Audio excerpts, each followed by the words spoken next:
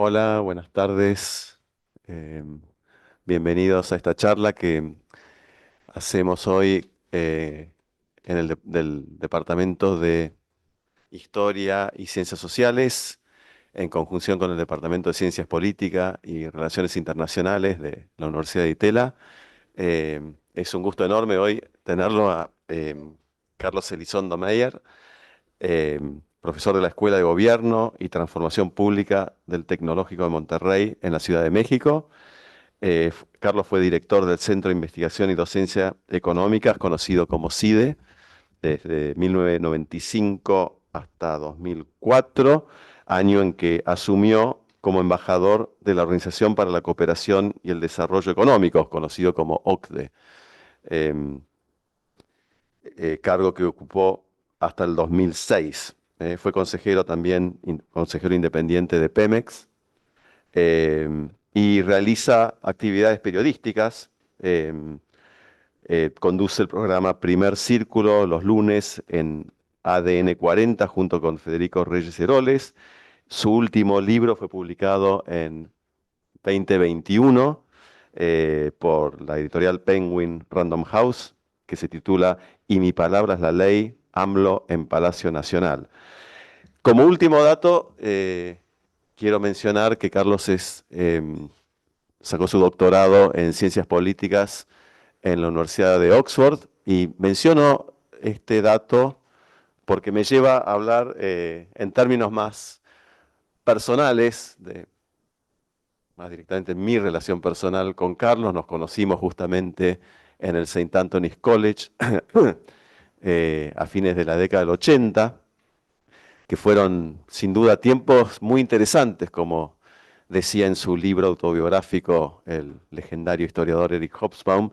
Eh, Cuando llegamos estaba pleno la cuestión de Nicaragua, al poco tiempo la caída del muro en Berlín, y por supuesto también nuestras crisis en México y Argentina.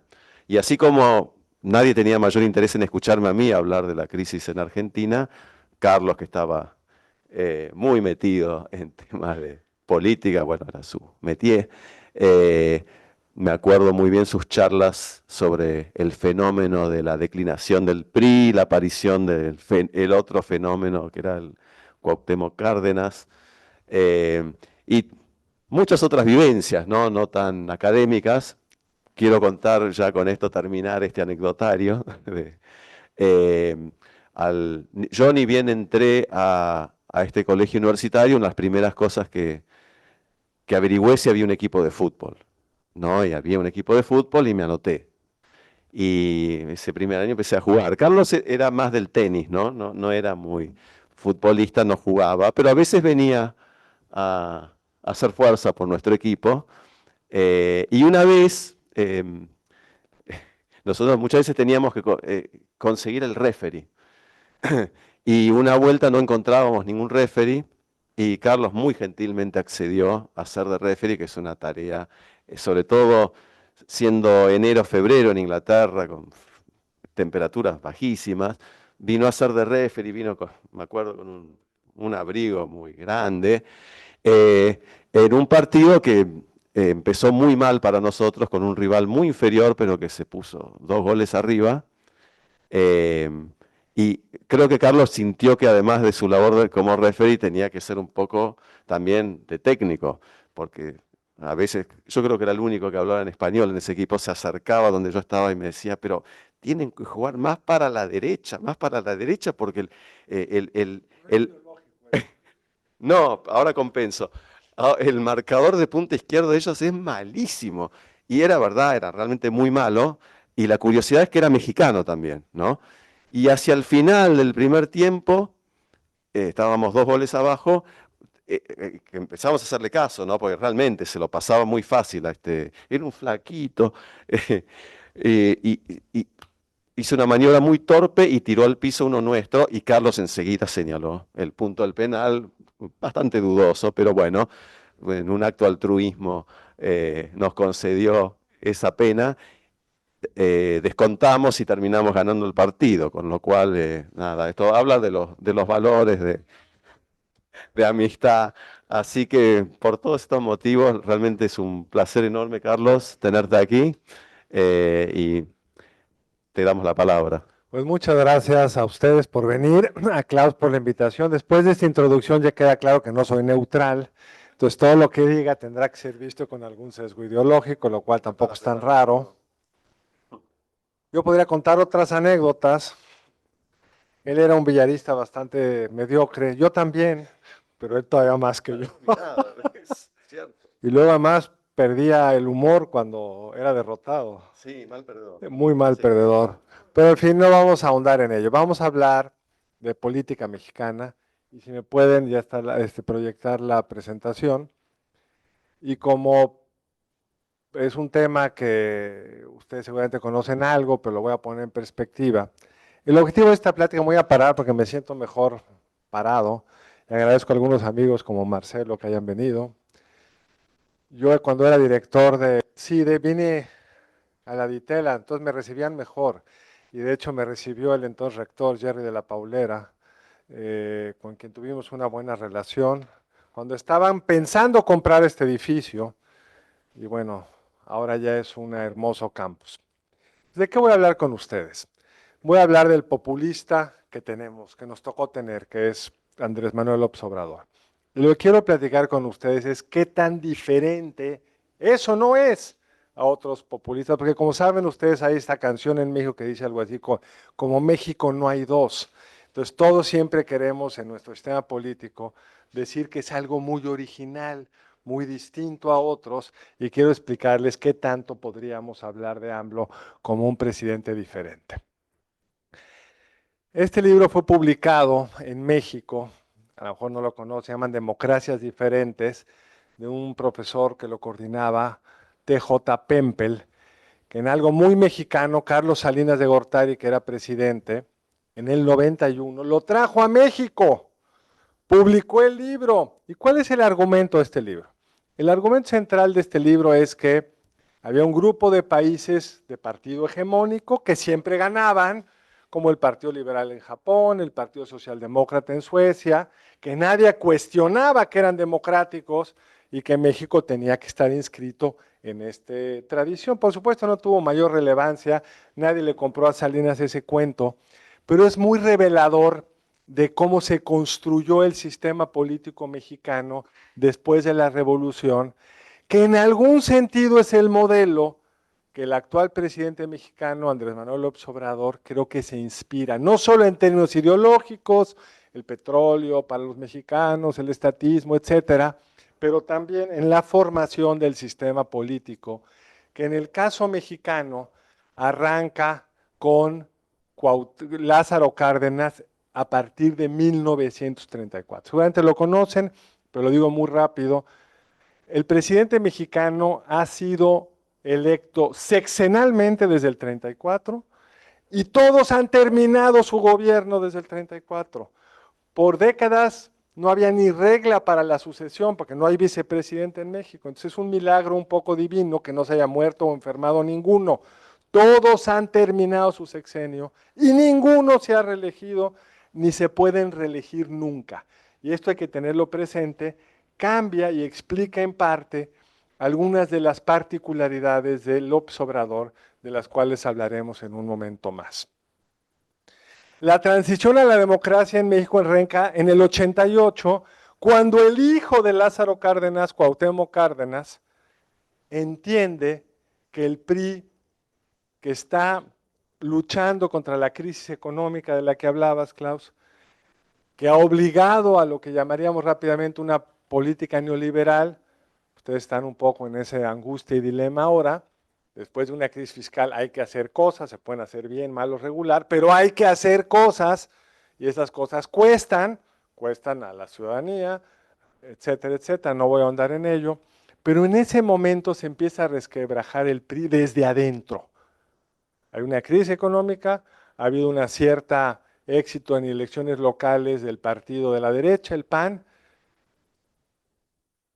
pero el primero desafío importante al PRI es de un priista que deja el PRI, se suma a un partido de izquierda pequeño y va construyendo una coalición más amplia y aprovecha esta particularidad que es la que le permitía a Salinas, quería argumentar que éramos una democracia diferente, que sí era el hecho de que cada 6 años había elecciones a la presidencia y no se reelegía el presidente en turno. Esto termina una elección muy cerrada, el sistema electoral se cae, no sabemos muy bien quién ganó, se cae, digas, se ha dicho entre paréntesis, era el secretario de Gobernación entonces, el hoy director de la Comisión Federal de Energía, de Electricidad, solo para que tengan una idea de cómo se han movido los actores, pero el grueso de Morena viene de esta lucha. AMLO todavía era un priista en esta elección. Dejaría el PRI después del triunfo de Carlos Salinas, cuando no logra la candidatura a la gobernatura de su estado de Tabasco. Entonces, esto es importante para entender que AMLO no es el típico outsider, como podría ser el presidente Milei o sin duda fue el coronel Hugo Chávez. Viene del PRI, se educó dentro del PRI, en una generación que pudo haber sido a la guerrilla, como otros de su edad, porque en México hubo un pequeño movimiento guerrillero en los 70s, que pudo haber sido parte del Partido Comunista, porque había un pequeño Partido Comunista en México, pero AMLO era priista y se salió hacia el Partido de la Revolución Democrática, que es una escisión del PRI que se sienten herederos de Lázaro Cárdenas. Y este grupo luchaba lo que en su momento Vargas Llosa, en una visita en septiembre en 1990, llamó la dictadura perfecta, que era la dictadura mexicana. ¿Por qué? Porque tenía esta fachada democrática, pero cuando las elecciones no iban bien, hay un dicho en México, Jalisco nunca pierde, pero cuando pierde arrebata, ¿no? El PRI nunca perdía, pero cuando perdía arrebataba. Entonces, todo el aparato que se va construyendo del 88 al 2000, cuando ganaría finalmente la presidencia la derecha, es cómo se construye un sistema que le dé garantías a los partidos de oposición de poder competir en un entorno de relativa certeza respecto a que no se caiga el sistema, te cuenten los votos, que no sea inequitativo el proceso electoral y sobre todo que haya una cierta representación a los partidos minoritarios y una serie de reglas para que el partido en el poder no tenga una mayoría que le permita solo cambiar las reglas del juego. Y es en este mundo de cierto arreglo consensual que se va construyendo una democracia muy particular, que es la mexicana.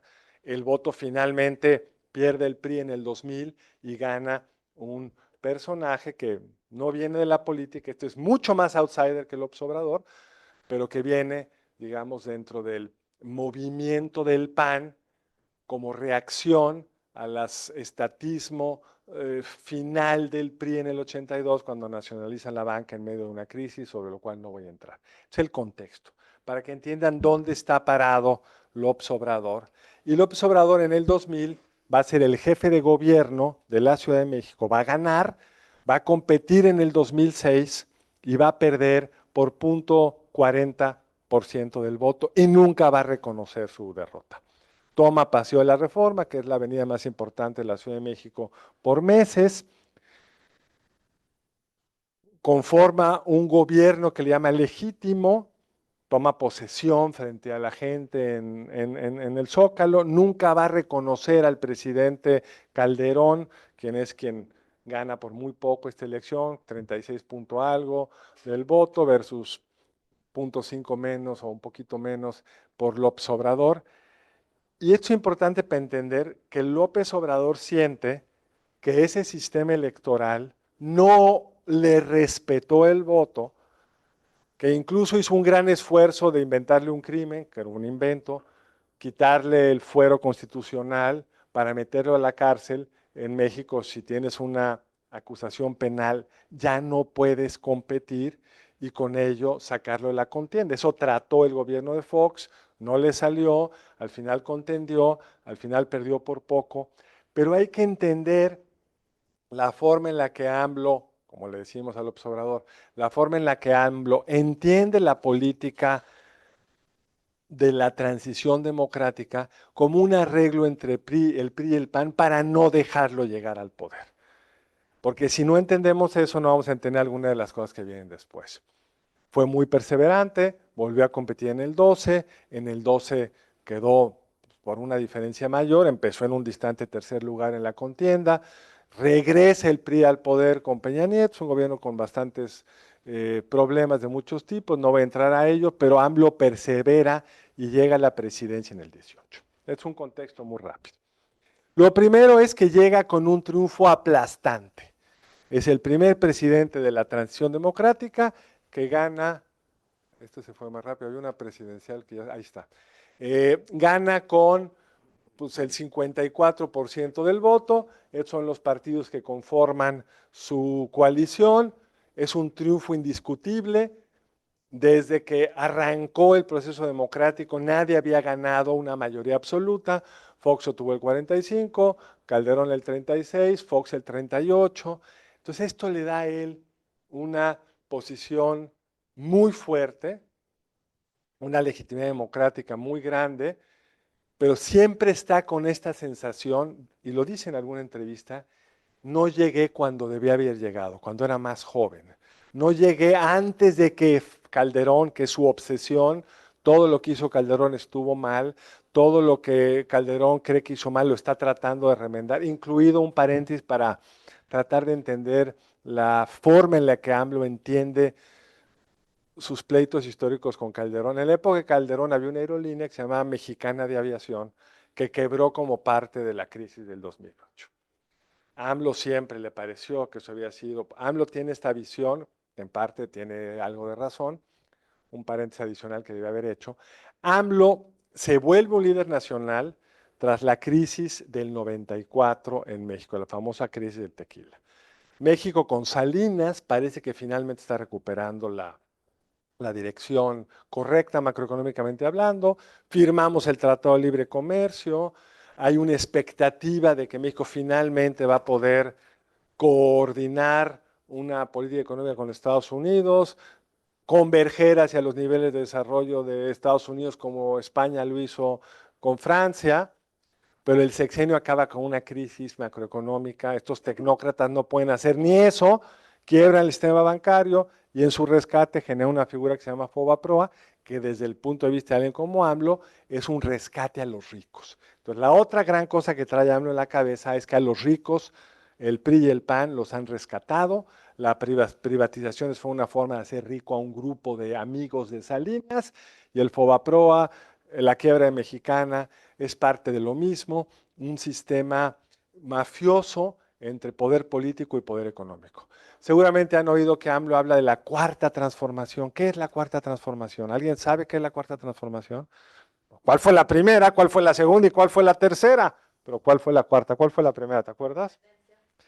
La separación entre España y México. La segunda, la separación entre la Iglesia y el Estado. La tercera, la separación entre la oligarquía y es decir, la creación del ejido y la recuperación de la población pobre de su tierra. Y la cuarta, la de AMLO, la separación entre el poder político y el poder económico. Esa es la lógica en la que se construye AMLO. Es un populismo muy distinto, no arranca polarizando como lo pudo haber hecho Trump bueno, Chávez tampoco arranca polarizando, o Milei, que claramente desde el principio pues, construye una retórica polarizante. La de AMLO está limitado a eso, e incluso este triunfo lo logra porque apela a las clases medias, a amplios grupos sociales, con una serie de ofertas muy poco agresivas, muy poco, digamos, contrarias al paradigma dominante, basado en el presupuesto de que se va a acabar la corrupción, porque se va a separar el poder político del poder económico, y se va a acabar la violencia, porque en la lógica, y vamos a ver más datos de esto un momento más, porque en la lógica dominante y AMLO la comparte. El problema de la violencia en México es resultado de que tenemos un experto en violencia, no voy a decir nada nuevo, para él, quizá para algunos de ustedes sí, para AMLO y para muchos de los expertos, el problema de la violencia en México, no es el caso de lo que escribe Marcelo, el problema de la violencia en México es el resultado de Calderón confrontando al crimen en su famosa guerra contra el narco. Entonces, AMLO que promete, abrazos, no balazos. Esa es su frase de campaña. La idea es al crimen se le confronta cambiando las condiciones sociales, no persiguiendo a los criminales. Esto téngalo presente para un par de cosas que voy a decir adelante. Así gana con un margen amplísimo, y aunque en el legislativo no gana tanto, déjenme explicarles muy rápidamente esta gráfica, su coalición, que es originalmente esta Morena, el PT, que es un partido que admira a Corea del Norte, esto es literal, el PES, que es un partido evangélico, también esto es literal, o sea, no podía ser más amplia la coalición, estos tres ganan el 43% del voto. No le daba para una mayoría amplia en el Congreso. La construye primero con el Partido Verde, si no es verde, el Partido Verde es como el ejemplo de partido oportunista en México y supongo que en muchos países de América Latina. El Verde ha sido aliado de Fox, cuando no le pagaron lo suficiente se fue aliado de Peña Nieto, compitió en la elección presidencial con el candidato del PRI sucesor, es decir, el que podría haber sucedido a Peña Nieto, que era José Antonio Meade, y cuando al poder llega Morena, se alía con Morena. Y del otro lado quedan PAN, PRI y PRD y unos partiditos más chiquitos. Tengan presente que en México hay altas barreras a la formación de nuevos partidos. Tú solo puedes formar partido en el primer mitad del sexenio, juntando muchas firmas, es complicado, compitiendo en la elección intermedia y ganando por lo menos el 3% del voto. Si no lo obtienes, pues no tienes el registro como partido. Entonces esta película te lleva a que tengas muchos partidos muy viejos como PAN, PRI y PRD, que fueron los tres partidos históricos de México en el siglo XX.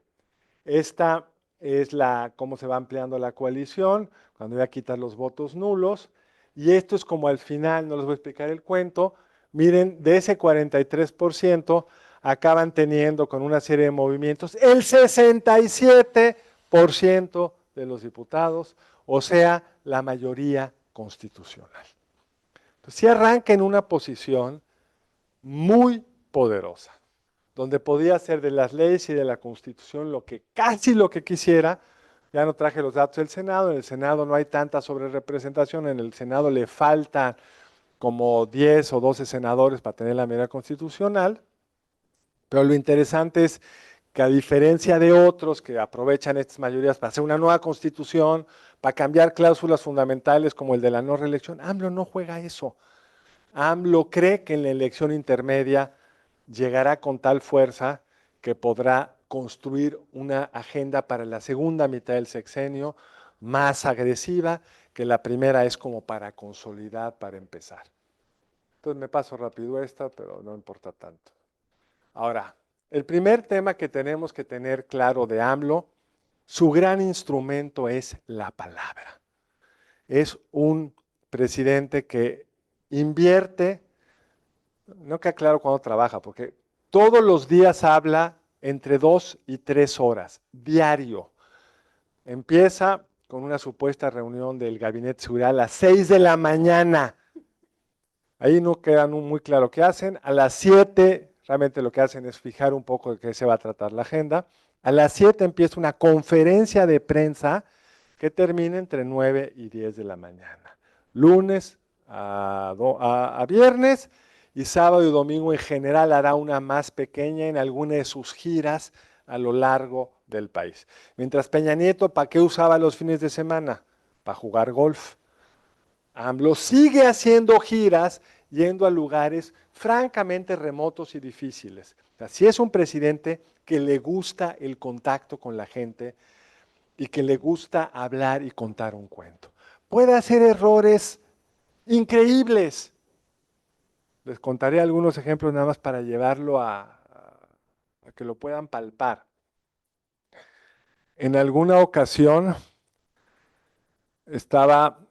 había una discusión sobre su esposa que había puesto un tuit, estaba defendiéndola. Entonces siempre le dice, Jesús, que es su jefe de prensa, por favor ponme lo que hablamos.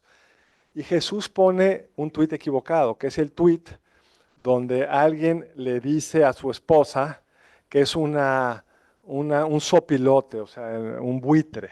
un sopilote. Entonces lo pone el presidente y dice, no era este Jesús, pero ya todo México se enteró que a su esposa le dicen sopilota. Y luego ahí la va librando. En los primeros días de la pandemia, cuando ya se veía que había que cerrar el país, se atrevió a decir en público,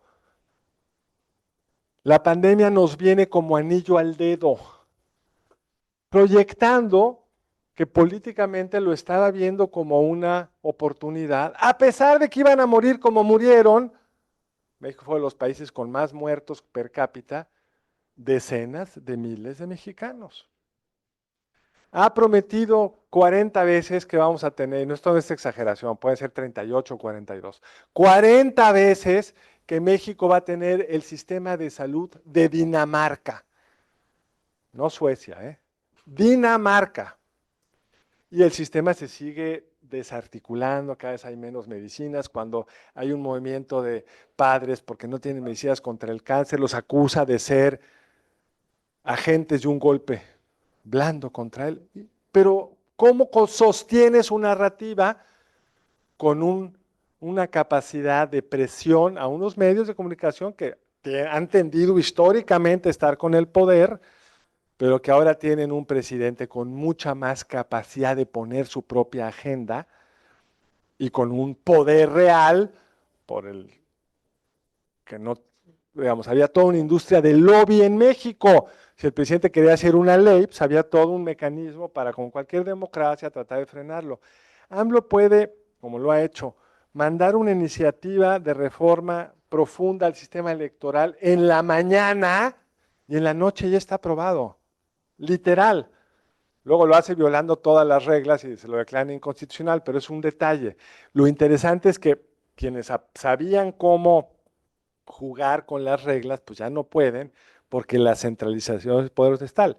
Los medios de comunicación les da mucho miedo y entonces han sido mucho menos críticos. Nunca hemos tenido una prensa particularmente independiente, pero mucho menos críticos que en el pasado. Entonces tiene un control de la agenda difícil de ver y un aguante personal increíble. Usa también los instrumentos del poder. Rosario Robles, que trabajó con él, que participó en una serie de cosas que no voy a hablar para no meter más tiempo, la acusan de corrupción, de un desvío de fondos, se presenta ante un juzgado, porque dice yo soy inocente, y tiene la prerrogativa de seguir su juicio en libertad. Le aplican la prisión preventiva justificada, no se vaya a escapar la señora, ella se había presentado y pasó 2 años y medio tras las rejas, en una señal de que tiene un costo enfrentarse al presidente. No es Putin, no estoy diciendo eso, pero sí es capaz de mandar señales importantes y las ha utilizado con ese fin. Pero al mismo tiempo está montado en algo que hace a México muy distinto que otros países de América Latina, que es el Tratado de Libre Comercio. Es decir, la némesis de AMLO histórica es Salinas de Gortari, pero lo que lo limita y lo potencia, ahorita voy a explicar esto que puede parecer una contradicción, es la integración de México con América del Norte. Y AMLO, las primeras 2 elecciones, tenía un claro discurso contra el Tratado de Libre Comercio, y sobre todo en la primera, perdió todos los estados del norte. En el 2018 ya dijo, el Tratado de Libre Comercio se va a quedar. Estaba en curso una renegociación porque Trump así lo había buscado, la vamos a renegociar, pero para nosotros es muy importante el Tratado de Libre Comercio. Y aunque hay una serie de diferencias con Estados Unidos, el Tratado de Libre Comercio se ha mantenido. Entonces se vuelve una restricción muy distinta a la que puedes tener en otros países con un presidente de esta naturaleza. Además, AMLO fue criticado, como muchos de los populistas mexicanos, en nuestra visión tradicional del populismo, con una definición estrictamente económica, en el famoso libro de Dornbusch sobre populismo económico, donde el populista es aquel que gasta de más y quiebre el país. Puede ser que en Argentina se entienda mejor, pero AMLO no es ese populista. De eso lo acusaban. La gran propaganda en el 2006 era López Obrador un peligro para México, y luego se derrumbaba el tipo de cambio. ¿Y qué le ha pasado al tipo de cambio? Lo que ven acá. El peso se ha reevaluado en los últimos 4 años. Voy a ver nada más el sexenio del López Obrador para que sea más claro. Entonces, esto para AMLO es una prueba ante su elector. ¿Cuál peligro? He sido el gobernante más responsable desde el punto de vista macroeconómico. Es el único presidente en México que no ha tenido una evaluación en el curso de sexenio. ¿Pero por qué? Por la integración con Estados Unidos. No voy a poner aquí muchos datos, pero les voy a dar un dato, algunos datos muy rápidos. México recibe 60,000 millones de dólares de remesas. México tiene un superávit comercial con Estados Unidos de 200,000 millones de dólares. ¿Cuánto exporta Argentina de productos agropecuarios? Yo sí tengo el dato, estoy provocando. 50,000. Y ustedes son exportadores de agropecuarios. ¿México cuánto exporta? 50,000 también. Y es un producto marginal para los mexicanos desde el punto de vista del volumen de nuestras exportaciones. Esto es para transmitirles que es una economía que le sobran dólares. Le sobran dólares, en parte porque no crece mucho, no, aquí no traigo esos datos, no voy a parar en ello, pero ha tenido un manejo macroeconómico prudente. En el 20 todos los países gastaron más dinero. AMLO dijo no, porque gastar más dinero es apoyar a los empresarios, y apoyar a los empresarios es subsidiarlos, y no dio un centavo más, uno. Brasil gastó 7 puntos del PIB en apoyar a, no sé cuánto haya gastado Argentina, pero supongo que mucho. Él no gastó un centavo. Y entonces las cuentas fiscales más una economía con un superávit estructural por la integración con Estados Unidos, le quitan incluso la vulnerabilidad típica de un gobernante mexicano en el pasado, que es que se hacía medidas contrarias a la inversión, como el muy conocido en el caso mexicano, canceló un aeropuerto que estaba en un 30% de construcción, tuvo una pequeña devaluación que casi ni se ve ya acá, bueno, aquí no se ve, en la anterior se ve, tuvo una pequeña devaluación en el arranque de su gobierno, acá cuando anuncia la cancelación del aeropuerto, pero en el mediano plazo no se nota porque está la profundidad de este mercado que los inversionistas nacionales ya no pesan. Es un mercado realmente integrado a la economía mundial y curiosamente eso lo vuelve mucho menos vulnerable frente a la fuga de capitales interna que lo que Echeverría o López Portillo, cuando además tenías un tipo de cambio fijo, es un tipo de cambio totalmente flotante, hay un solo tipo de cambio, eso es raro, ¿eh? Un solo tipo de cambio, el mismo, flotante, tú puedes mandar mañana si quieres a Estados Unidos 5,000 millones de dólares y nadie te pregunta, lo que tú quieras, y eso le ha dado a él la posibilidad de seguir algunas políticas bastante distintas a los que los inversionistas les gustaría, sobre todo en materia energética. Cuando vemos el Estado mexicano, pues la inflación fue corta, es decir, tuvo el mismo subida que en Estados Unidos prácticamente, pero es una economía que ha crecido poco. Esto es el PIB mexicano, pesos constantes, no es una economía que creciera mucho antes tampoco, pero llega primero Trump y luego AMLO, se aplana el crecimiento, viene la caída de la pandemia. Entonces, un presidente que no tiene un resultado importante en materia económica, está muy por debajo de la tendencia que tenía el país antes de que él llegara. México va a crecer en su sexenio 1% del PIB. En esos mismos 6 años, Estados Unidos va a haber crecido 2,7%. En el pasado, pues México sí cae mucho cuando cae Estados Unidos, pero crecía más que cuando crecía Estados Unidos. Y ahora no está dando porque es un presidente que le ha puesto muchos obstáculos al crecimiento, a ciertos sectores fundamentales, en particular el energético. No voy a meter mucho a ello, al energético. Perdón, la idea es que Carlos hable. Pues si hay algo rápido, bueno, que él es el jefe, porque si no ya me acusa de muchas cosas, entonces no. Él es el árbitro ahora, entonces él decide. Claro, exacto. Luego las vemos con calma. Sí. Ahora, la otra cosa que tiene AMLO es un gran conocimiento de cómo usar el dinero para maximizar su posición política. Este libro que se llama El Rey del Cash, como se llama El saqueo oculto del presidente y su equipo cercano, es escrito por la ex esposa de quien fue por décadas, César Yáñez, el brazo derecho del presidente. Y cuenta con lujo de detalles, algo que hemos visto en videos, hay por lo menos 2 videos donde vemos a un señor llegar con unos sobres de dinero, se lo da un hermano del Obrador en un caso, platican, y esto se lo das a Andrés Manuel, no se te voy a olvidar, por favor, y lo mismo con otro hermano.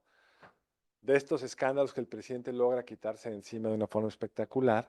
Y aquí cuenta cómo era el mecanismo detallado de financiamiento de este movimiento de oposición y cómo ya en el poder lo han usado también para otras cosas. El rey del cash se llama el libro. Y ese rey del cash además ha logrado, sin gastar más, cancelando una serie de programas públicos. Había un sistema de salud que funcionaba regular, pero eso funciona horrendo. El sistema de educación, a pesar de la pandemia, le ha quitado dinero. Y lo que hace es transferir dinero a la... Esto me lo voy a saltar. Los programas sociales, esto. Transferir dinero. Esto es cuánto se transfiere del gasto como proporción del PIB en transferencias tipo las pensiones no contributivas, es decir, pensiones universales para cualquiera que tenga más, empezó con 68, va a 65 años, a todos los mexicanos en condicionamiento, unas becas de todos tipos, el cash que se transfiere, pues eran 3.7 del PIB y 5.4, y ahí está la base de la lealtad política de AMLO. No es algo nuevo, el PRI usaba mecanismos clientelares, es más eficiente que el PRI porque tiene una capacidad de decirle a la gente, de transmitirle que esto es algo suyo. Cuando preguntas, ¿usted alguien en su familia es beneficiario de un programa social? El 51% de la pensión para adultos mayores, el 22% del segundo más importante, que es una beca a los estudiantes de secundaria, que se llama primaria y secundaria, que se llama la beca Benito Juárez. Y cuando cruzas esto, que ya no lo puse, con intención de voto, pues hay una clara correlación entre estos y la intención de voto a favor de su candidato. Ahora, el gobierno mexicano es un gobierno chiquito. Este es el gasto público como porcentaje del PIB, descontando lo que se llama el gasto programable. Si es el gasto sobre el cual tú compras bienes y servicios, que está descontado el servicio y la deuda, que son como 3 puntos del PIB, entonces tienes que financiarlo y ya, tienes que pagarlo. Y las transferencias a los estados, que a mi ley no les gusta darlas, pero por ley tienes que darlas, y esos son como otros 3 puntos del PIB. Pero sigue siendo frente al estado argentino que gasta que 30 y tantos puntos del PIB, ¿no? Casi 40. Esto es lo que gasta, y incluye Pemex, ¿eh? Es un estado chiquitito. Y había sido, digamos, el déficit había estado manejándose pues, relativamente bajo, ahí están los déficits públicos, pero ya en el 24 que la fiesta termina, 5.4% del déficit del PIB, frente a un gobierno que gasta 18 puntos del PIB, es decir, es muy grande respecto al tamaño del gobierno y respecto al tamaño de la recaudación, que es como Marcelo y yo nos conocíamos cuando hacíamos ese tipo de trabajos ambos. Y el siguiente gobierno, para hacer sostenible las finanzas públicas, va a tener que hacer un ajuste, que es lo que está en el programa de gobierno actual, los que tienen que de política económica. Pero es para decirles, este hombre fue muy disciplinado fiscalmente, pero en el último año va a gastar todo lo que se necesite y ha dejado un agujero mayor, que es el gran cambio de política económica de este gobierno fue, no la deshizo del todo, no voy a entrar a los detalles, pero revertir una reforma energética que hizo el presidente Peña Nieto en el 17, no, perdón, en el 13 y entró en vigor en el 14. Esta reforma era como una herencia cardenista, la primera foto que vimos, en el 38 se expropia el petróleo, pero no solo se expropia, sino se genera una empresa estatal que era el monopolio en el sector de hidrocarburos del pozo a la bomba de nafta, le llaman ustedes, a la bomba de gasolina, le llamamos nosotros. En México hasta el 2017, todas las gasolinerías eran del logo de Pemex, no eran propiedad de Pemex, pero lo único que le surtía era Pemex. Eso se abre, se genera una serie de competencia, se parte de un principio nuevo para asignar los yacimientos que se le subasta a Pemex o cualquiera que prometa un mayor government take, un impuesto mayor. AMLO destruye todo eso y en el camino vuelve aún más ineficiente Pemex. Esto es la cantidad de dinero que Pemex se queda como porcentaje del PIB y esta es la cantidad de dinero que el gobierno se queda como porcentaje del PIB del ingreso petrolero. Y como pueden ver, pues en el 2012 era 5.6% del PIB y en este año va a ser menos de un punto del PIB. Entonces ese país que en algún momento iba a depender en un tercio de su gasto de Pemex, más bien del ingreso petrolero que Pemex le daba al gobierno, destruyeron no solo ese ecosistema de competencia, sino acabaron invirtiendo todo el dinero en Pemex que no ha rendido los frutos esperados. No me voy a detener en por qué, pero lo que les quiero transmitir es que este gobierno ha generado un pasivo hacia adelante muy importante y quien gane la presidencia le va a tener que enfrentar. Los abrazos, no balazos, no voy a explicar esta foto, acabaron en un desastre. Esto es la cara menos desastroso, son los homicidios totales que el gobierno tiene, el México tiene. Como pueden ver, hubo una subida muy fuerte en la administración anterior, una bajada muy leve porque el grueso de la subida realmente se dio en el último año. Hoy estamos con el mismo número de homicidios que en el 2017. Claramente la estrategia de abrazos no balazos no ha funcionado, porque además en algunos estados, y estos por cada 100,000 habitantes, Colima, un estado pequeñito en el Pacífico, tiene 85 homicidios por cada 100,000 habitantes, que es brutal. Otros, como Yucatán, tiene 2. O sea, hay realmente una polarización extrema entre entidades en materia de violencia y un gobierno muy pasivo frente a la lucha criminal. Comparen México con otros países de América Latina y se encuentra solo por debajo de Belice y está peor que Colombia. Homicidios por cada 100,000 habitantes, cifras del 20, que fueron las últimas que tuvimos comparadas. Y lo que ha crecido de forma muy impresionante es la extorsión. Es muy difícil medirla, hay una pequeña caída en el 24 que ya no le cree nadie porque han ido manipulando las cifras, pero lo que uno ve visiblemente es una disputa por el territorio, donde pues, lo tienes tú muy claramente en tu libro, donde el Estado va perdiendo la batalla con grupos que van, ya no son narcotraficantes, son grupos con control territorial y que van extrayendo rentas a los distintos negocios ante la mirada bastante pasiva del gobierno. Tenemos, esto me lo voy a saltar muy rápidamente, solo decirles que Morena se ha ido expandiendo territorialmente, tenía pocos gobernados en el 18. Esto es para entender muy rápidamente, porque ya se me fue el tiempo, estoy en los 40 minutos. Esto es para entender muy rápidamente que Morena llega a la elección con mucho poder, pero el presidente no se va a reelegir, ni siquiera busca la no reelección, no busca cambiar la constitución a pesar de esa mayoría amplia. El último presidente que se trató de reelegir en el 2000, en 1928, Álvaro Obregón, lo asesinaron, o sea, como que no es una buena medida. Todos han tratado de, bueno, no todos, muchos han tratado en algún momento de ver si hay el ambiente político correcto, han decidido no hacerlo, y AMLO con todo su poder, a diferencia del grueso de los gobernantes populistas, no presiona por ese lado.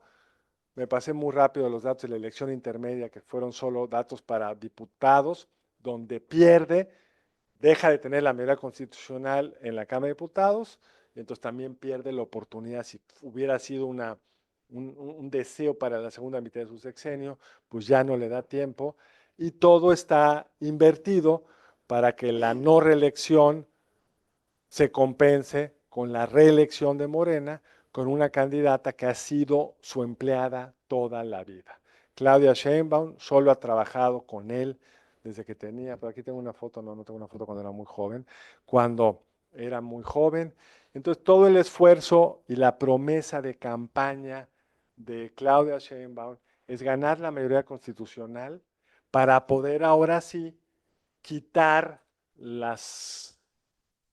el régimen de contrapesos que se armó a partir del 88, explícitamente tienen como objetivo elegir ministros y jueces, ministros de la Suprema Corte y jueces en general, de suerte tal que el partido mayoritario tenga la posibilidad de impulsar a sus favoritos para que controlen el Poder Judicial y perder eso que fue la mayor restricción de AMLO en este sexenio.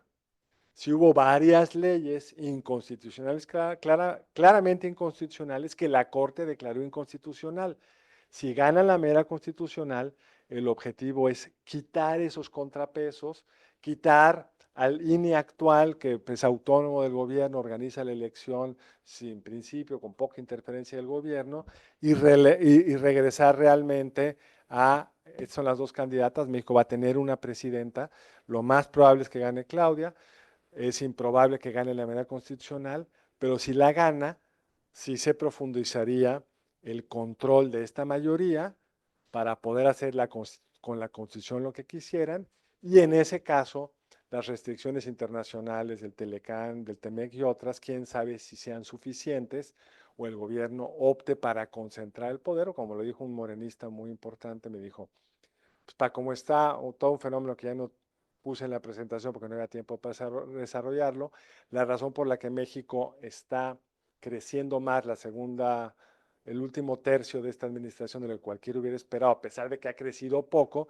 es por el fenómeno del nearshoring, la relocalización de la inversión manufacturera a América del Norte, de lo cual México pues, es parte es una parte chiquita la que llega a México, pero suficiente para darle un gran impulso, y la sensación que tienen Morena es que dada esa fuerza podrían centralizar el poder sin pagar un costo importante económicamente hablando, y ya con el control más a la priista antigua del sistema político, pues poder llegar a su objetivo último, que es un cierto control sobre esa clase empresarial que sienten que ha tenido una autonomía basada en favoritismo político y que les permitiría, pues ahora sí, terminar su cuarta transformación.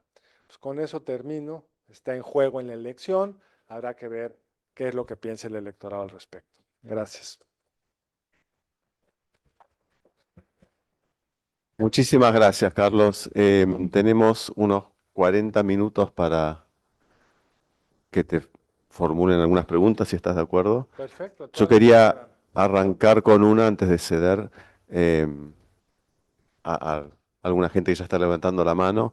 Dada tu relación con los medios, me interesaba saber un poco, que nos cuentes un poco cómo es esa relación de AMLO con los medios, digamos, en términos de libertad de expresión, de libertad de prensa, y en tu caso personal, si has tenido alguna eh, dificultad, digamos, en ese sentido. Eh, digamos, en el mundo de las redes sociales, el peso de la prensa escrita, como saben ustedes, pues, ha cambiado de forma importante. Además, México en la época priista siempre se cuidó el gobierno de que no hubiera ningún diario demasiado poderoso. O sea, México tiene 7, 8 diarios nacionales, la mayor parte de ellos subsidiados por el gobierno. Y lo que AMLO ha hecho es ha cortado esos subsidios, y el único realmente independiente, que es Reforma, que es en el que yo escribo, denostarlo mañanera tras mañanera para que lo que diga Reforma sea visto como pues, la derecha que me quiere afectar, y pues tenga un eco en ese mundo, pero que no tenga el impacto que tenía antes, donde un titular de Reforma se reproducía en la radio, tenía un cierto impacto en la televisión, y eso le permitía a ese diario poner la agenda, o en algunos casos poner una parte de la agenda. Hoy eso ya no existe. El control más importante es de los dos noticieros más importantes, son el del Canal 2 y en el Canal 13, y en ellos pues, es muy difícil que aparezcan, como en el pasado tampoco, que aparezcan, por ejemplo, las noticias de corrupción de sus hijos. Eh, entonces, la diferencia quizá con el pasado es que los presidentes acababan como acorralados por los radios, los medios, que no tenían una voz propia que pudiera como construir una narrativa alternativa. En lo personal, pues de repente escribes algo que no le gusta al presidente, te lo ponen en la mañanera y pues nunca sabes qué impacto puede tener eso en tu relación con la agencia tributaria, y en algunos casos pues, sí se han visto ese tipo de problemas. Pero el Reforma en particular te deja escribir tu editorial sin mayor intervención. Ok, gracias. Voy a empezar con la pregunta Le debíamos. que le denegué al amigo. No, sí, una consulta. Tema geopolítica, digo, si México de cierta forma se ve beneficiada por los conflictos por ahí que puede tener Estados Unidos con China, básicamente. Y la otra pregunta era tema Pemex. Si la no inversión en energía puede afectar el nearshoring justamente por falta de acceso a energía. En lo que se refiere al primero, mañana voy a dar una plática específica sobre eso. ¿Cómo se llama ¿El el Cari? Cari? Ujú. Mañana a las 6:30 mi plática es de eso concreto. Pero puedes no quererme ir dos veces y te entiendo. Entonces, muy rápidamente te diré que sí hay una oportunidad histórica del país, porque lleva 30 años ya integrado a la economía norteamericana por el Telecán. Esos procesos suelen ser, como fue el caso mexicano, mucho más traumáticos de lo que los economistas muchas veces anticipan. Ya se pagó una parte de ese costo. Y nada más para darles un dato. Brasil, con todo su proteccionismo, ha ido perdiendo la manufactura peso específico frente al resto del PIB, frente al resto del PIB. En Brasil, si recuerdo bien, hoy la manufactura es 11% del PIB. Era 14 en el 2004 y es 11. En México era 18 en el 2004 y es 23. Es decir, se ha ido reindustrializando, que es algo bastante poco común para países como los nuestros. Esto con un tipo de cambio más apretadísimo, etcétera. Hay una oportunidad demográfica todavía porque México está en una fase de su ciclo demográfico donde sigue creciendo mucho la población en edad de trabajar. Estados Unidos al contrario se ha ido achicando. Y Estados Unidos incluso, en el consejo de una empresa manufacturera, parte del éxito de la expansión en México de mucha industria es que en Estados Unidos no hay ni la gente que quiera hacer eso. Entonces, si tú ves el crecimiento de las exportaciones mexicanas, pues es muy notable. El impacto sobre el resto de la economía es limitado, está centrado en algunas zonas del país, sobre todo en el norte, en parte por la inseguridad y los problemas de infraestructura, pero eso sería otro tema. Y además, pues hay una política industrial en Estados Unidos, imperfecta, incompleta, pero que obliga a trasladar a América del Norte algunos procesos productivos. Entonces México está muy bien posicionado para aprovecharlo. Un presidente como AMLO, pues en el fondo ha sido pues, bastante poco nacionalista. Esa es otra gran diferencia con otros populistas. No se ha enredado una sola vez en la bandera nacional. Se refiere siempre a Trump y a Biden como su gran amigo. Con China no tiene mayor interés ni cercanía, no ha jugado esa carta. Sí, en el desfile nacional invita al presidente de Cuba y genera mucho ruido, pero en la práctica hay muy poca, digamos, apetito en propio AMLO de romper, presionar a los Estados Unidos por ello. En materia energética, y se vincula con tu segunda pregunta, AMLO no le gusta, creo que ni entendió cuando firmó el TEMEC, cuando aceptó el TEMEC, las implicaciones en materia energética del TEMEC, que es básicamente que no puedes revertir la reforma de Peña Nieto en materia energética que abre a la competencia. Entonces lo ha ido frenando por distintas vías. Hay una serie de conflictos que Estados Unidos no ha querido mandar a los paneles a los que tendría derecho, porque hoy México tiene un poder sobre Biden que ningún presidente había tenido, que es el control de la frontera. Biden no puede ganar la elección si hay una crisis fronteriza y AMLO puede pues, dejar pasar a algunos haitianos y generar un problema políticamente muy complicado. Entonces, como que Biden ha jugado a no presionar, pero los agravios están acumulando y hay una renegociación obligatoria, porque hay una sunset clause del TEMEC en mediados del 26, se tiene que renegociar en el 25 y seguramente ahí va a venir una etapa muy complicada para la siguiente presidenta en México. Y uno de los temas que sin duda está, hay tres temas que ha obstaculizado aprovechar realmente plena o mejor el nearshoring, es la seguridad, todas las con cualquiera de estas firmas, se ponen en la frontera a pesar de muchos costos gigantescos por congestión y de otro orden, porque mover mercancía, entre más muevas la mercancía, más riesgos tienes. Segundo, hay una escasez en el norte del país de agua, y más con la sequía, y entonces hay una serie de retos de infraestructura en ese sentido, y el más grave y absurdo es de la electricidad, porque AMLO frenó una serie de inversiones en energías limpias y eso ha impuesto una serie de restricciones. Todo eso es relativamente, esto último es relativamente fácil de resolver si la nueva presidenta simplemente, como AMLO no pudo cambiar la constitución, cumple la constitución vigente, está por verse si lo va a hacer, pero los otros dos problemas son bastante más serios y requieren sobre todo el de agua, mucha inversión pública, y el segundo, el primero, lo de inseguridad, cambiar la pésima estrategia de abrazos no balazos.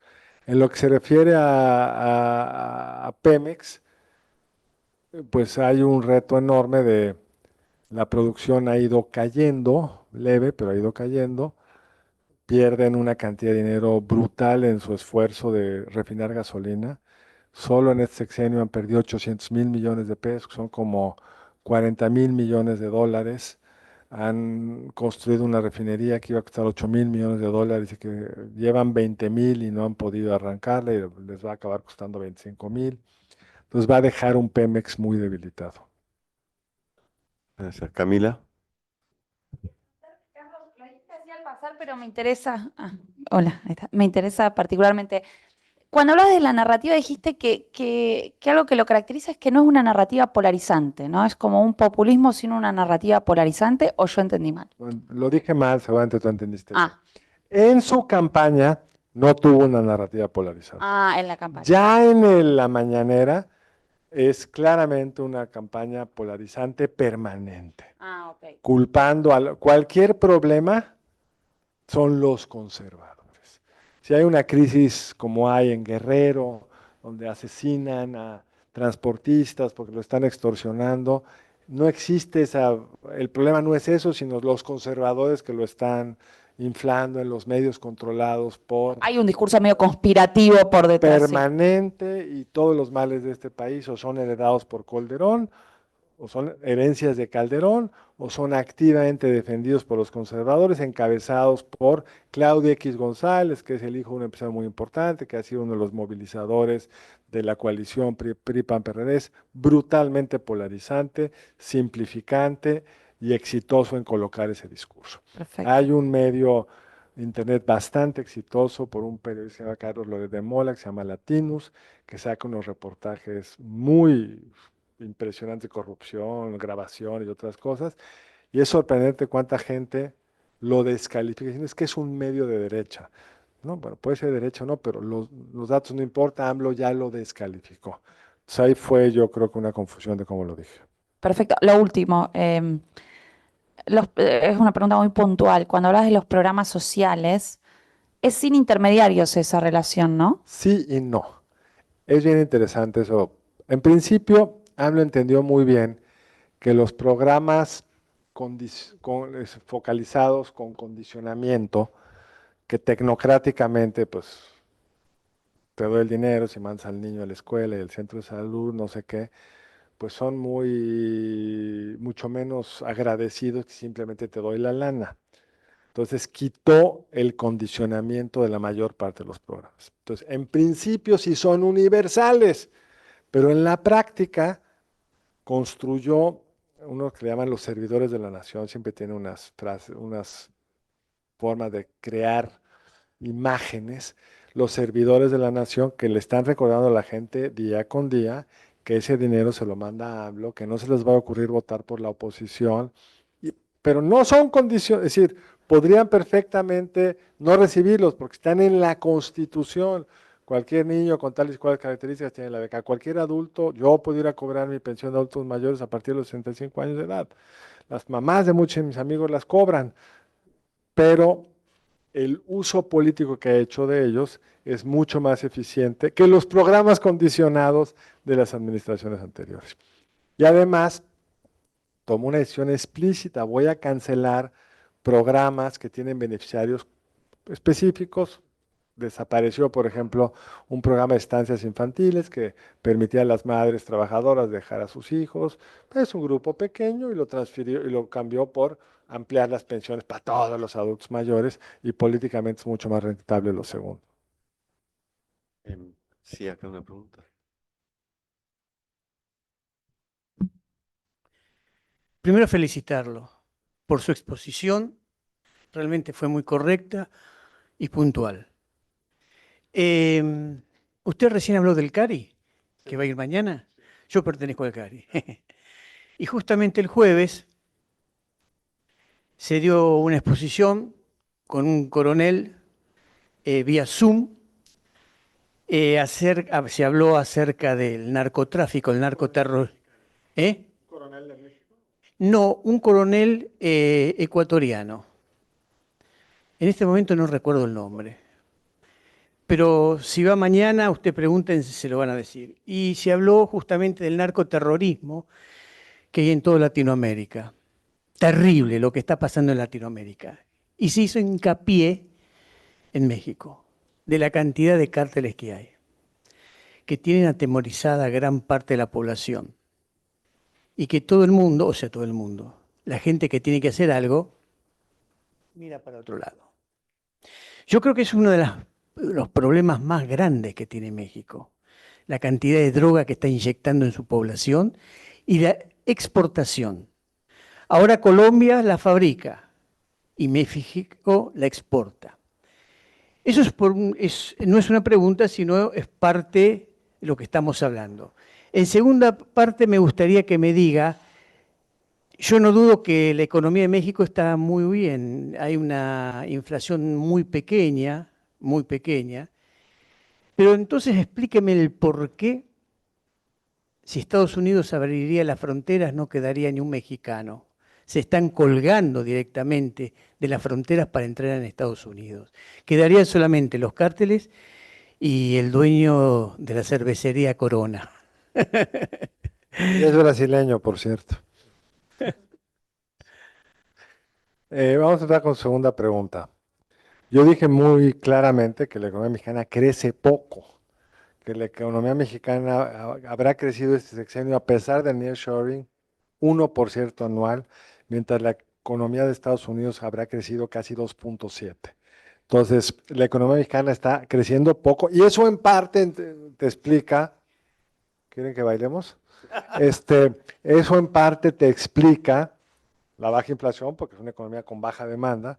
Eso en parte te explica un exceso de dólares, porque la economía crece poco, entonces importa poco y consume pocos dólares. Entonces, no es una economía que esté creciendo. Solo dije, es una economía estable macroeconómicamente, a diferencia del modelo populista clásico cuando arranca esta definición de populista económico en los 70s y que observas en países como Venezuela, Brasil con Dilma, etcétera, donde hay, Argentina que se diga, donde hay un desbalance fiscal que genera una serie de problemas económicos. No digo que la economía crezca bien, e incluso también dije que esas oportunidades del TEMEC están concentradas en algunas ciudades por los fuertes problemas de seguridad.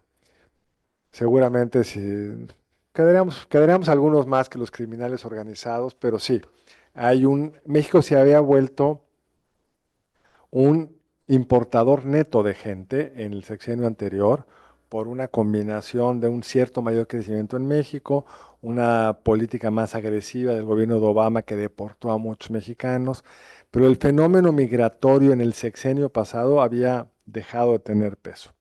En este sexenio pasan dos cosas. Por un lado, empieza a crecer otra vez la emigración de mexicanos, pero con una característica que apunta a lo primero que usted dijo, que es, estamos empezando a ver muchas familias que cruzan. El fenómeno migratorio tradicional mexicano era hombres jóvenes yéndose y regresaban muchos de ellos, o por lo menos mandaban por muchos ratos remesas. Ahora son familias que están huyendo de zonas del país donde el crimen organizado tiene una presencia horrenda. Y por el otro lado, pues América Latina y otros lugares del mundo aprendieron, desarrollaron una serie de redes que antes no existían, con un presidente que además en noviembre del 18, antes de tomar posición, dijo México está abierto a que crucen por acá porque somos un país humanitario y es una señal de mercado que aprovecharon muchísimo. Entonces es un doble problema. En los primeros 2 o 3 años de esta administración, el mayor componente era no mexicano. A partir del 20, después de la pandemia 21, el mayor componente es mexicano. Respecto a lo primero, sí, aquí tenemos al experto, que es Marcelo Bergman. Hay digamos, la historia es complicada y Marcelo la conoce mucho mejor, pero ha habido un cierto equilibrio entre el crimen organizado y el gobierno históricamente, pero estos criminales han ido expandiéndose a mercados mucho más allá del narcotráfico, extorsión, piratería, cuando existen raptos, secuestros, extorsión, trata de mujeres, etcétera. Y en algunos sectores, en algunos estados, Guerrero, por ejemplo, pues te controlan el mercado del pollo. Si tú vendes pollo, no tienes que pagarles una lana, o te extorsionan como transportista. Es un problema muy serio. Actos terroristas como tal, o sea, de confrontación directa al Estado, no ha habido, sospechosa o no mente, pero es más bien criminales con una lógica económica que usan la violencia para mandar una señal en sus territorios y poder controlar. No quieren desafiar al Estado por la violencia en sí, no le están disputando el poder político a nivel federal, salvo en las elecciones.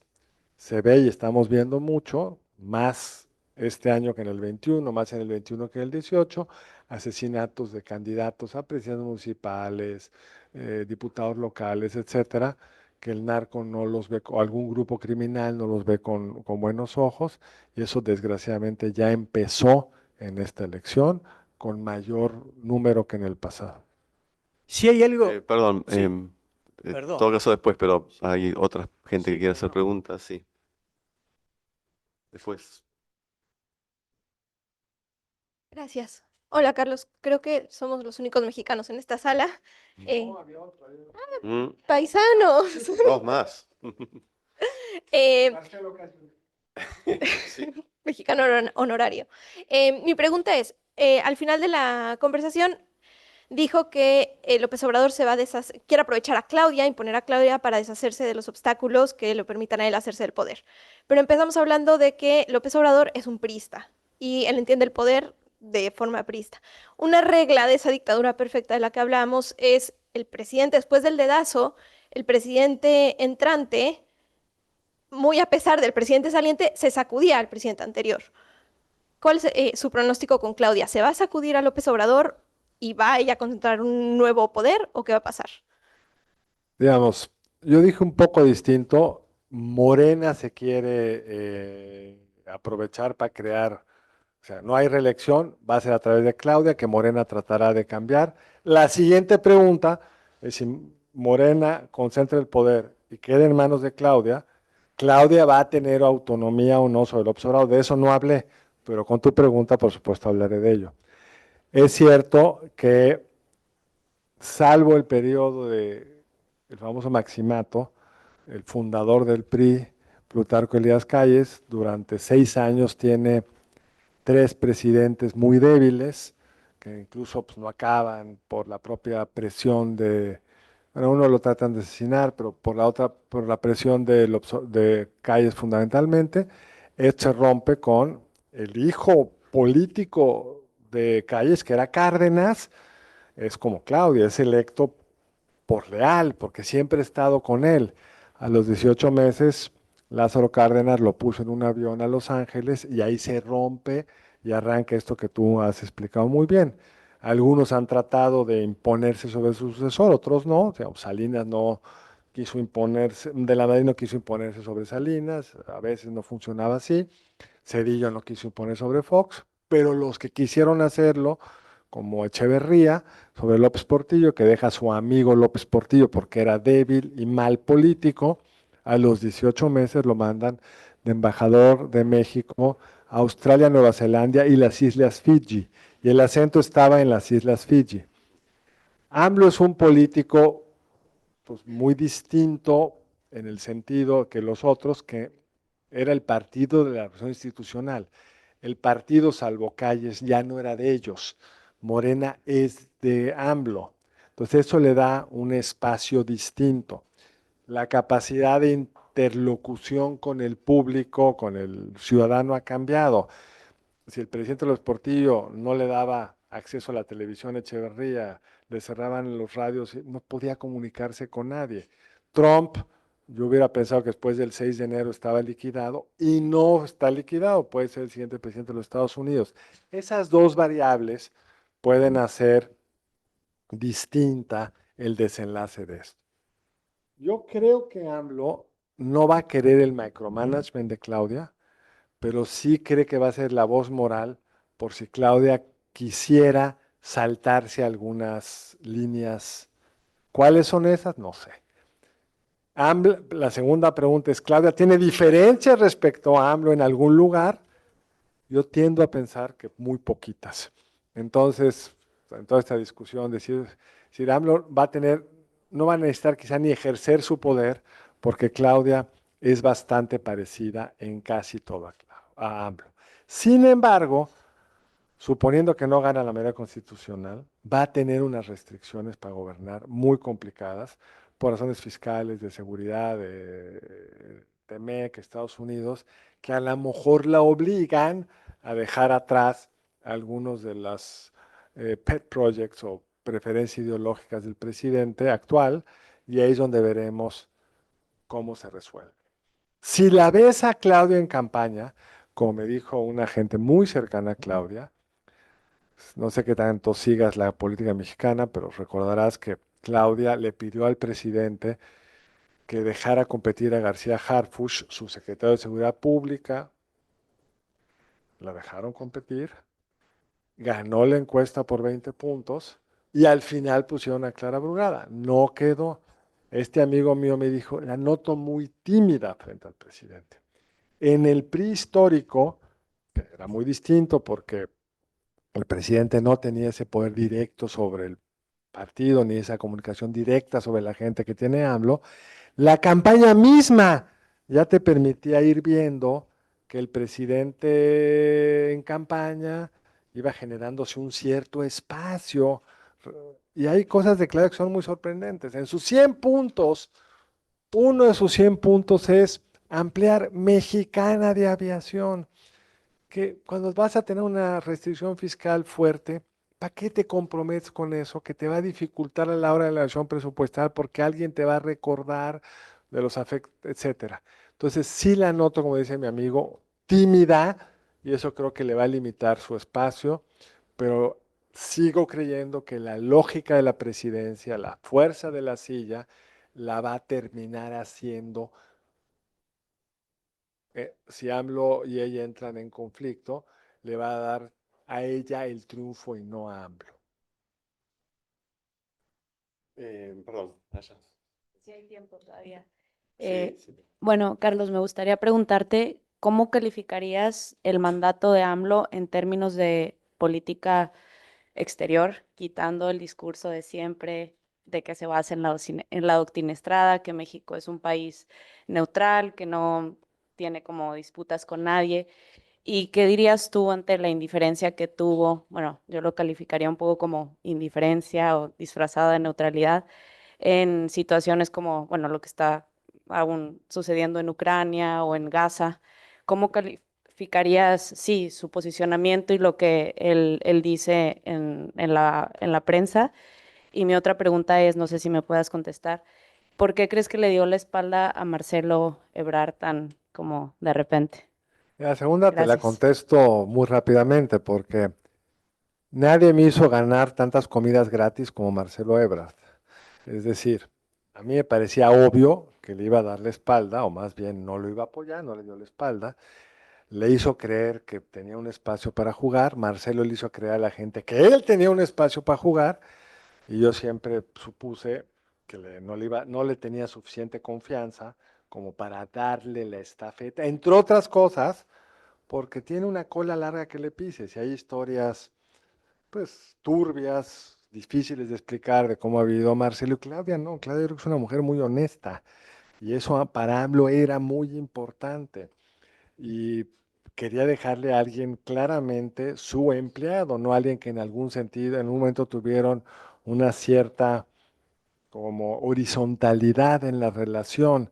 Entonces, yo creo que hubiera podido ser si le cae una viga del metro a Claudio en la cabeza, pero salvo un escenario como ese, era muy improbable. A mí no me parece para nada sorprendente.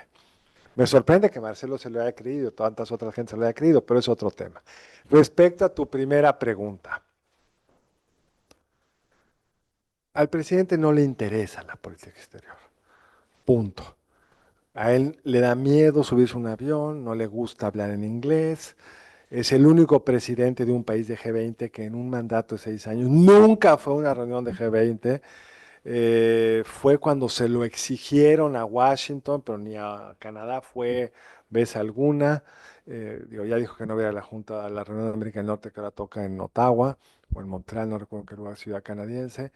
Es un presidente que no le ve rentabilidad, no le ve interés y no le gusta no ser el centro de la atención.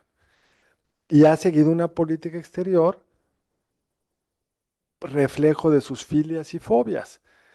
Sobre Milei sí dice cosas, lo critica cuando hay una, sí, en una mañanera sacó, miren estos neoliberales, cómo les quieren quitar privilegios, les quieren quitar derechos sociales porque les gustan defender solo sus privilegios, como Xochitl o algo así. En una mañanera por ahí lo puso.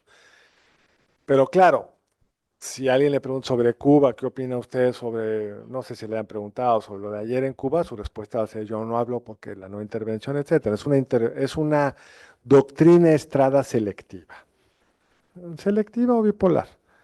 Pero para él, como lo ha dicho, la mejor política exterior es política interior. Lo que realmente está diciendo es, a mí nada más me interesa la política interior y el espacio que México tiene ahora en distintos ámbitos internacionales se ha encogido, porque si tú no construyes una serie de mecanismos de interacción con tus padres, si tú tienes a tus embajadas, tengo varios amigos embajadores con $1,000 de gastos al año para hacer eventos, ahí los ves pepenando dinero donde pueden.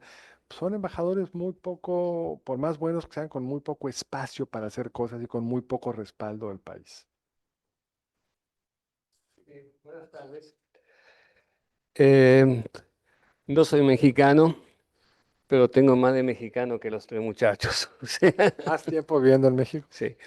Primero quiero hacer un comentario que lo estoy envidiando para Argentina sobre Reforma. Y lo quiero comentar porque pienso que es importante. En Reforma tiene una línea editorial. Me puede gustar o no gustar. Pero en la misma página de Reforma hay una columna de opinión de un fulano y al lado la de otro que puede pensar diametralmente opuesto. O sea que tengo todas ideas en un periódico. Cosa que en Argentina, si uno quiere leer algo a favor del gobierno, compra La Nación y contra el gobierno compra Página 12. O sea, no tengo un... Eso me encanta del diario de Reforma. Creo que el Universal tiene algo similar, pero básicamente Reforma, y sí lo quiero hacer hincapié porque es algo muy importante que tal vez que los mexicanos no sepan apreciar eso que tienen. Respecto a las preguntas,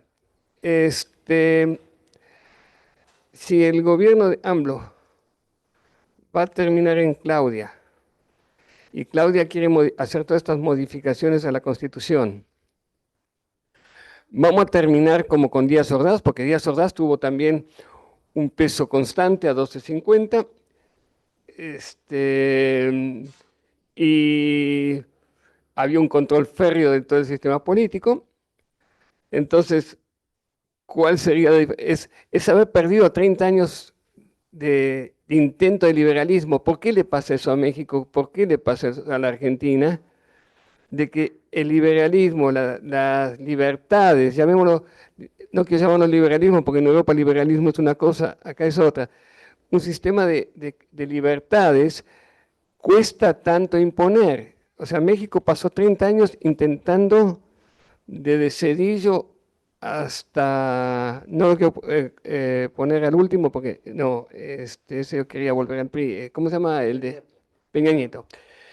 Pero hasta Calderón trataron de hacer un país de más libertades y fracasó. Acá fracasa también. Y la última, no sé si ahora, pero México una cosa que tuvo desde Salinas, creo, fue un banco central independiente. ¿Por qué el tipo de cambio se a la baja? O sea que yo volví hace 8 años con el dólar a 20 y ahora está en 17, en 18.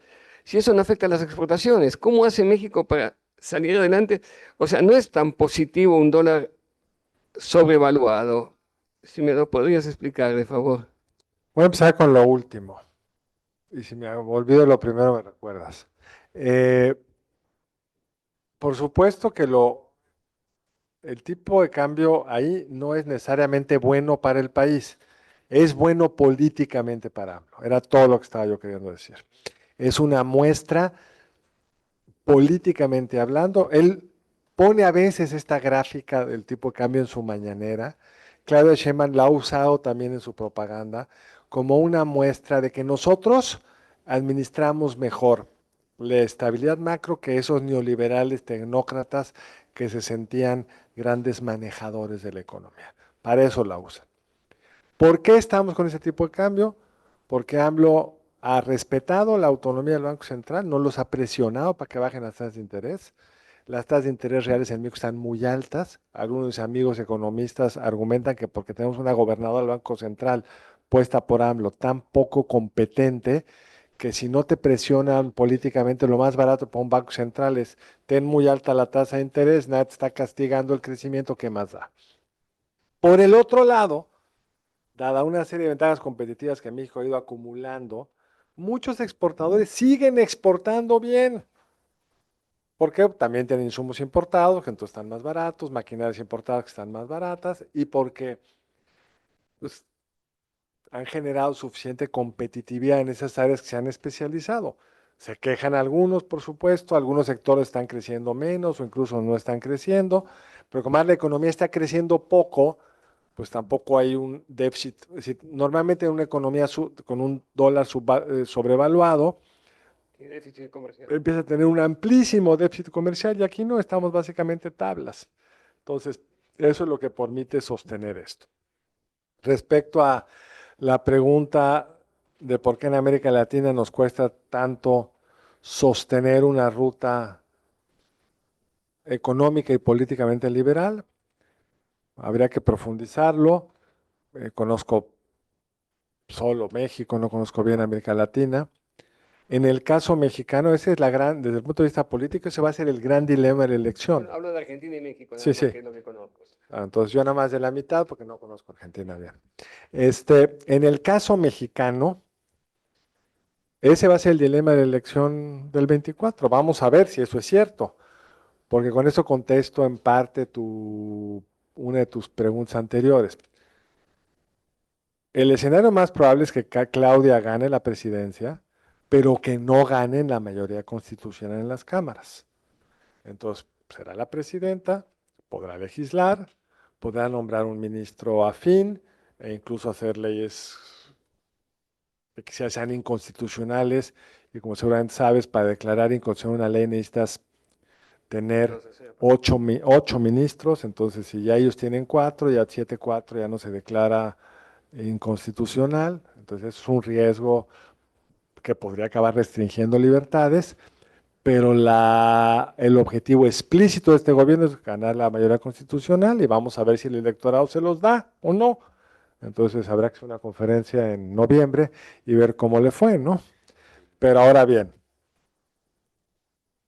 si tú ves las encuestas y a la gente le pregunta a AMLO, AMLO ha sembrado la idea de que todos los ministros, que la Suprema Corte es contraria al interés de la mayoría y un 50 y tantos % de los mexicanos querrían elegir ministros de la Corte. En parte por la genial retórica de AMLO y también porque hay muy poca comprensión de lo que hace la Corte y también mucha corrupción en la Corte. O sea, todos conocen a un juez, a lo mejor es local, ni siquiera sabes que no es federal, pero lo asocias con federal y asumes que todo lo demás es problemático. Es decir, no hemos podido construir un sistema judicial que al ciudadano le sea evidente que funcione, que resuelve temas, y además el ciudadano no puede no entender que el caso aquel donde sueltan a un criminal no es por corrupción, sino porque el Ministerio Público hizo mal su trabajo y la retórica gubernamental acaba culpando al otro. Y a tu primera pregunta, dudo que esto vaya a recrear nada parecido a la época de Díaz Ordaz. En materia económica, sin duda, en todas cosas había un tipo de cambio fijo, una economía cerrada, pequeña.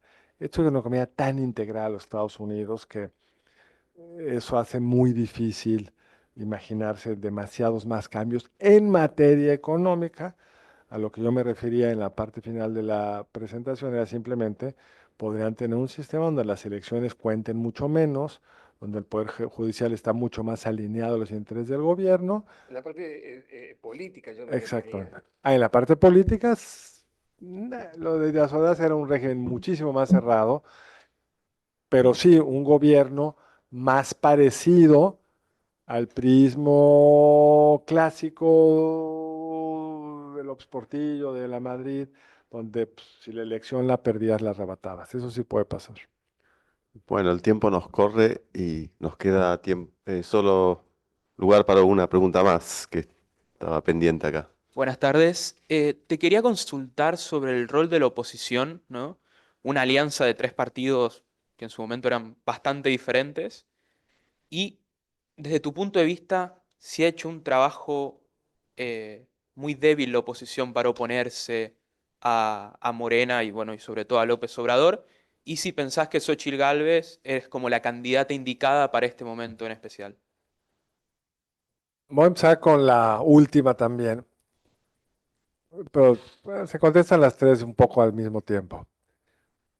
Tenemos una oposición profundamente desprestigiada, bien ganado a pulso.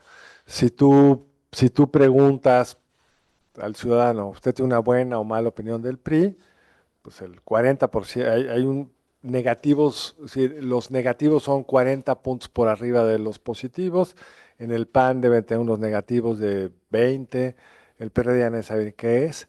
Y Morena pues tiene o tablas o positivos, o sea, por mucho la marca más prestigiosa es la de Morena. Es la más joven, es la del presidente, pero es la más prestigiosa. PRI, PAN y PRD se han ido aliando como salida a su propia debilidad, como salida, es decir, es un régimen de primera vuelta, entonces pues, no tienes la oportunidad de ver a quién le va mejor y luego apoyar el otro, entonces lo tienes que ser ex ante. Es un sistema donde los partidos son muy poderosos en términos de dinero y acceso a los medios de comunicación, a los tiempos oficiales durante la campaña, entonces tienen un activo y pues tienes que sumar y como han ido perdiendo votos, pues te das cuenta que si no suman, pues Morena tiene una enorme posibilidad de aplastarlos. De hecho, si en el 21 no hubieran ido juntos, esa lámina me la pasé por falta de tiempo, si en el 21 no hubiera ido juntos, Morena hubiera ganado la mayoría constitucional. Si el Movimiento Ciudadano hubiera ido junto con ellos, Morena probablemente no hubiera ganado la mayoría legislativa, y estaríamos hablando de otra cosa. Entonces, cuando tienes un actor tan dominante y que te amenaza con las políticas que te amenaza, pues lo lógico es ir juntos, por más difícil que esto sea. No han logrado reconstruir sus liderazgos. El presidente del PAN es el mismo que cuando perdió el PAN, que el que estaba en el 18 es el mismo, Marco Cortés. El presidente del PRI, pues es una gente con un prestigio muy abollado. El presidente de PRD pues, ha estado ahí, yo creo que 30 años, a veces de presidente, a veces secretario general, pero siempre por ahí, ¿no? O sea, son liderazgos, la ley de Michel de la oligarquía, clarísimamente puesto en juego. En ese contexto, era muy difícil tener un buen candidato. Y Xochitl surgió un poco de milagro. A diferencia de Claudia, que es una pésima candidata, Xochitl tiene muchos atributos para jugar ese papel. Conecta, tiene una historia personal muy loable, no representa la clase política tradicional, corrupta, no tiene ninguna historia real que yo conozca de corrupción y tiene una capacidad muy original de comunicarse con la gente. Carga con estas dos marcas Estas dos marcas tienen pues un doble objetivo. Sí, les gustaría que ganara Xochitl, pero quieren que su marca sea la más grande dentro de la coalición, entonces también hacen propaganda de la marca, misma que a Xochitl le cuesta por los negativos de los partidos. Entonces la tiene bastante empinada, pero Ella es para nada. del PRI, ¿no? Perdón. Oh. Xochitl realmente no es de ninguno, es senadora del PAN, senadora por el PAN, por razones realmente de casualidad histórica, porque no proviene de una origen socioeconómico ni político panista. De hecho, ella compitió por la gobernatura de Hidalgo en el 2008 por el PRD, cuando la presidencia era del PAN. Es más bien una gente, yo a Xochitl sí la conozco bien, a Claudia no. Es una gente pues, que viene de una historia personal muy, a lo mejor no se conoce aquí bien. Xochitl nace en una familia de padre indígena y madre no indígena, en un pueblo en la sierra del estado de Hidalgo, que está al este de la ciudad, un estado muy pobre, el norte del estado de Hidalgo paupérrimo. Ella habla una lengua indígena, va a una primaria pública y amoladona. La familia además es violenta, con poco dinero, con un gran esfuerzo se viene a la Ciudad de México, huyendo de la violencia familiar, se viene a la Ciudad de México a estudiar, bueno, a la Ciudad de México primero, con su hermana. Ella trabaja de telefonista en Telmex, de operadora de teléfono, gana algo de lana, gana una beca, acaba ya entrando a la UNAM, hace ingeniería, le va muy bien, es una mujer muy inteligente, funda una empresa de cableados inteligentes para edificios y le va muy bien muy pronto. Fox la ve en una revista de joven empresaria de origen indígena, le dice, ¿y por qué no quieres hacerte cargo de la Comisión de Pueblos Indígenas? Y así es como entra al gobierno, pero sin ninguna vinculación previa con el PAN. La hermana con la que se viene, Xochitl de la Ciudad de México, se acaba casando con el chofer de un pecero, de un microbús. Estaba en la cárcel por presunto secuestro, para que veas dos historias paralelas bastante contrastantes. Y cuando deja lo de los pueblos indígenas, regresa a su vida empresarial, con ese pequeño búsqueda a la mitad del sexenio de Calderón de la gobernatura de Hidalgo. Las encuestas la semana previa a la elección le daban al PRI un triunfo de 25 puntos sobre Xochitl y acabaron en 3 puntos o 4, se cerró muchísimo la elección, es una gente que comunica muy bien. Luego en un ahí vacío del PAN en la alcaldía que yo vivo, le ofrecen la candidatura, nadie cree que pueda ganar y gana. Es muy amiga de Claudia, muy amiga. Las dos son alcaldesas en la segunda mitad del gobierno anterior, opositoras al jefe de gobierno que era el PRD, opositoras al presidente del PRI, se hacen amigas e incluso van a trabajar juntas.